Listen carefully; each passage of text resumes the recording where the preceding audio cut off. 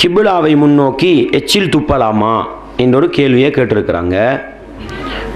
கிபிலாவை முன்னோக்கி என்ன செய்யக்கூடாது என்று நபிகளார் சொன்னார்கள் என்று பார்த்தால், ரசூலுல்லாஹி ஸல்லல்லாஹு அலைஹி வஸல்லம் அவர்கள் திறந்த வெளிகளில் சிறுநீர் கழிக்கும் பொழுது, மலம் கழிக்கும் பொழுது, நம்ம டொய்லெட்டு போகிறோன்னு சொல்லுவோம் அல்லவா, அந்த காரியங்களில் நம்ம திறந்த வெளிகளில் அப்படி ஈடுபடுவோம் என்று சொன்னால் நம்ம கிபிலாவை முன்னோக்கவும் கூடாது, கிபிலாவை பின்னோக்கவும் கூடாதுன்னு நபிகளார் சொன்னாங்க.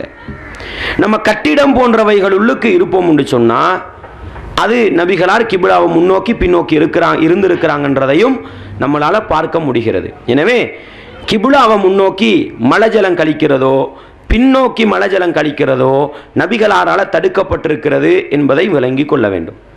அதே போன்று நம்ம தொழுகையில் இருக்கும் பொழுது நன்றாக விளங்கி கொள்ள வேண்டும், தொழுகையில் இருக்கும் பொழுது கிபிலாவை முன்னோக்கி எச்சில் துப்பக்கூடாது, வலது பக்கத்திலும் எச்சில் துப்பக்கூடாது, இடது பக்கத்தில் எச்சில் துப்பிக் கொள்ளுமாறு நபிகளார் சொன்னாங்க. இது நடைமுறை வாழ்க்கையில் அல்ல, தொழுகைக்குள் இருக்கும் பொழுது இந்த சட்டத்தை சொல்லி தந்தாங்க.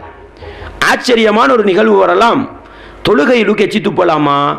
இன்றைக்கு நல்ல பாயெல்லாம் போட்டு வச்சிருக்கிறாங்க, பாயின்னு தானே சொல்லுவாங்க, காப்பட்டு போட்டு வச்சிருக்கிறாங்க, மாபல் போட்டு வச்சிருக்கிறாங்க, நல்லா பொலிசு பண்ணி வச்சிருக்கிறாங்க.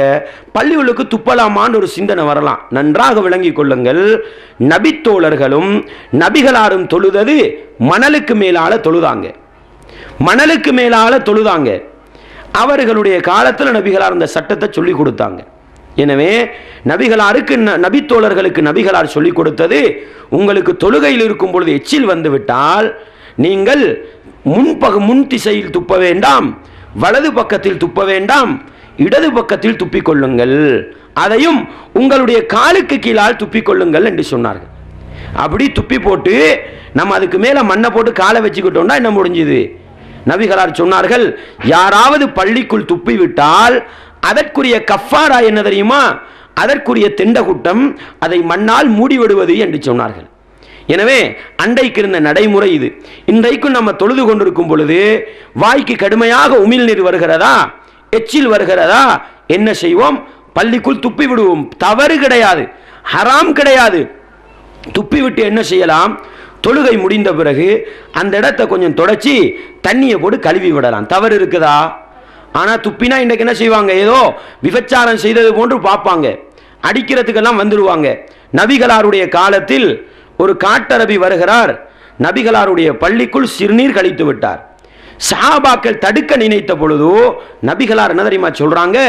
அவரை விட்டுடுங்கப்பா, அவர் செய்கிற சிறுநீரை கழிச்சு முடியட்டும், அதற்கு பிறகு ஒரு வாளி தண்ணீரை கொண்டு போய் ஊற்றி விடுங்கள் என்று சொல்லி போட்டு அந்த மனிதர் அழித்து நபிகளார் சொன்னாங்க, இது பள்ளியப்பா, அல்லாஹ்வை வணங்குற இடம், இந்த இடங்கள் இந்த மாதிரி வேலை செய்யக்கூடாது நபிகளார் அறிவுரை பண்ணினாங்க. எனவே ஒரு மனிதனுக்கு வாயில உமிழ்நீர் அதிகமாக வந்துகிட்டு இருக்குது, அல்லது சளி அதிகமாக வந்துகிட்டு இருக்குது, அப்படி ஒரு நிலைமை இருக்கும்னு சொன்னா என்ன செய்யலாம்?